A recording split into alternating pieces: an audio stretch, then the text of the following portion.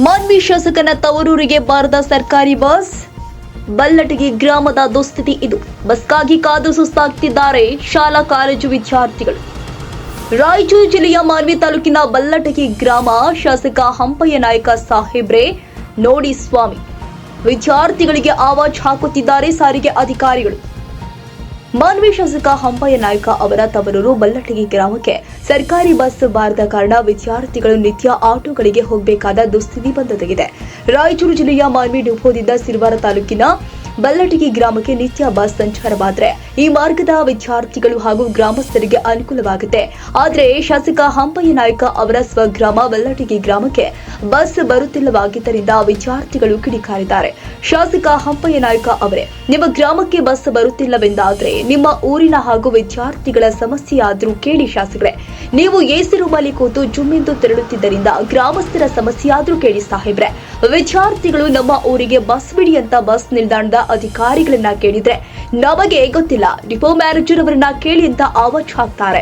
ಹೀಗಾಗಿ ವಿದ್ಯಾರ್ಥಿಗಳು ಏನು ತೋಚಿದೆ ಆಟೋಗಳನ್ನ ಇಳಿದು ಊರಿಗೆ ತೆರಳಬೇಕಾಗಿದೆ. ಪ್ರತಿದಿನ ಇದೇ ಸಮಸ್ಯೆ. ರೋಡ್ ಸರಿ ಇಲ್ಲ, ರೋಡ್ ಅಂತೂ ಸರಿಲೇ ಇಲ್ಲ. ಆಳ್ದಾಳ ಮೇಲೆ ಬೆಳಗ್ಗೆ 8 ಗಂಟೆಗೆ ಬಸ್ ಬಂದರೆ ಆಳ್ದಾಳಿಗೆ ಹೋಗ್ಬಿಟ್ಟು ಮತ್ತು ಅವ್ರು ರಿಟರ್ನ್ ಮಾಡ್ಕೊಂಡ್ಗೆ ತುಂಬ ಜನ ಆಗ್ತಾರೆ. ಕೆಲವೊಬ್ಬರಿಗೆ ಇರೋಕ್ಕೆ ಜಾಗನೂ ಇರಲ್ಲ.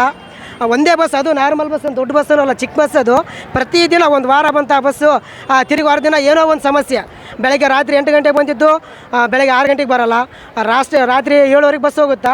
ಅಷ್ಟೊತ್ತ ನಾವೇನು ಮಾಡ್ಬೇಕನ್ನೋದು ಗೊತ್ತಾಗ್ತಿಲ್ಲ. ಬೆಳಗ್ಗೆ ಅಂತೂ ಈ ಊರು ಬೆಳಗ್ಗೆ ಅಂತ ಮತ್ತೆ ಸಂಗಪುರದಿಂದ ಮಲ್ಲಿನ ಮಡಗ 1 ಗಂಟೆ ಬಸ್ಸು. ಎಲ್ಲ ಹುಡುಗರು ತುಂಬ ಜನ, ನಿಂದ್ರಕ್ಕೂ ಜಾಗ ಇರಲ್ಲ, ಅಷ್ಟು ಸಮಸ್ಯೆ. ಏನಾದರೂ ಬಿದ್ದು ಅದನ್ನು ಹುಡುಗರಿಗೆ ಇದಾಗ್ತದೆ. ಬೆಳಗ್ಗೆ 6 ಗಂಟೆಗೂ ಬರುತ್ತೋ 7 ಗಂಟೆಗೆ ಬರುತ್ತೋ ಗೊತ್ತಿಲ್ಲ. ನಮ್ಮದು ಬೆಳಗ್ಗೆ 8:30 ಸ್ಟಾರ್ಟ್ ಆಗುತ್ತಾ. ಇಲ್ಲಿಗೆ ಬರೋಕ್ಕೇ ಲೇಟ್ ಆಗಿರುತ್ತೆ. ಆಲ್ರೆಡಿ ಬರೋಂಗಿದ್ರೆ 6 ಗಂಟೆಗೆ ಬರಬೇಕು.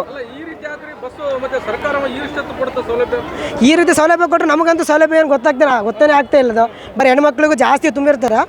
ಬಟ್ ಏನು ಮಾಡ್ಬೇಕು ಗೊತ್ತೈತೆ. ಬೆಳಗ್ಗೆ ಬಸ್ ಅಂತೂ ಸರಿ, ರೋಡ್ ಒಂಚೂರು ಸರಿ ಇಲ್ಲ. ಅದು ಬಸ್ ಎಲ್ಲಿ ಪಲ್ಟಾಗ್ಬಿಡುತ್ತೆ ಅಂತ ಭಯ ಆಗ್ತಿರುತ್ತೆ ಒಂದೊಂದು ಟೈಮು. ಹಂಗೆ ಹುಲ್ಲಿನ ಗಾಡಿ ಜಾಸ್ತಿ, ಒಂದೇ ರೋಡು, ಅದೆಲ್ಲ ರೋಡ್ ಸರಿನೇ ಇಲ್ಲ.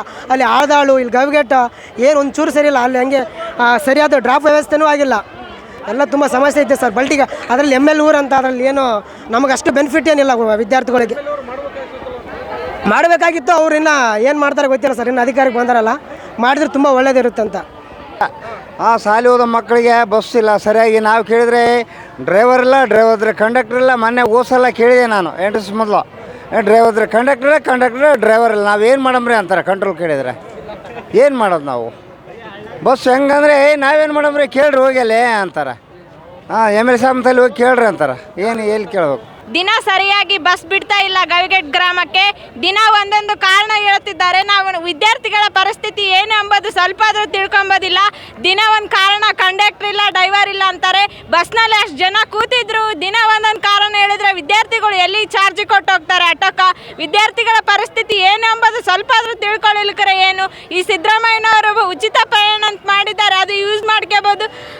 ಇವರು ಇಷ್ಟು ಮಾಡಿದ್ರಿಗಿನ ನಾವು ಹೆಂಗಂತ ಮಾಡ್ಬೋದು? ವಿದ್ಯಾರ್ಥಿ ಜೀವನ ಏನಂಬ ಸ್ವಲ್ಪ ಆದ್ರೂ ತಿಳ್ಕೊಂಬೋದಿಲ್ಲ. ಫೋನ್ ಮಾಡಿದ್ರೆ ಅವ್ರು ಫೋನ್ ರಿಸೀವ್ ಮಾಡ್ತಾ ಇಲ್ಲ ಡಿಪೋ ಮ್ಯಾನೇಜರ್. ಬರೇ ಬರ್ತದ, ರೋಡ್ ಚೆನ್ನಾಗಿಲ್ಲ, ನಿಮ್ಮೂರಿಗೆ ಕಂಡಕ್ಟರ್ ಬರೋದಿಲ್ಲ, ರೋಡ್ ಚೆನ್ನಾಗಿಲ್ಲ. ಬೆಳಗ್ಗೆ 8 ಗಂಟೆ ಬಸ್ ಬರುತ್ತೆ, ಮತ್ತೆ ಜಾನೇಕಲ್ ಬಸ್ಸಿಗೆ ಕಂಡಕ್ಟರ್ ಇರೋದಿಲ್ಲ. ಗವಿಗೇಟ್ ಬಸ್ ಸ್ಟಾಪ್ ಮಾಡಿ ಮತ್ತೆ ಈ ಕಂಡಕ್ಟರ್ನ ಆ ಬಸ್ಸಿಗೆ ಕಳಿಸಿ ಇದು ಅರ್ಧ ತಾಸು ವೇಟ್ ಮಾಡ್ತಾರೆ. ವಿದ್ಯಾರ್ಥಿಗಳ ಜೀವನ ಏನಾಗಬೇಕು? ಬಲ್ಟಿಗೆ ಬಸ್ ಹೋಗ್ತದೆ. ರಸ್ತೆ ಚೆನ್ನಾಗೈತ್ರಿ ಅಂದ್ರು ಇವರು ಸುಮ್ಮನೆ ಕಾರಣ ಹೇಳ್ತಾರೆ ಬಸ್ ಬಿಡ್ಲಾರ್ದ. ಗವಿಗೇಟಿಂದ ಬಲ್ಟಿ ಕಡೆ ಸರಿಯಾಗಿಲ್ಲ. ML ಊರೋದು ಬಲ್ಟಿ. ಹಂಪಯ್ಯ ಸಾವ್ಕಾರ್ ಮಾಡಿಲ್ರಿ. ಅದು ಮಾಡಿದ್ರೆ ಅವಾಗ ಮತ್ತೆ ಕೆಟ್ಟೋಗಿದೆ ಆ ಬಸ್ ರೋಡು.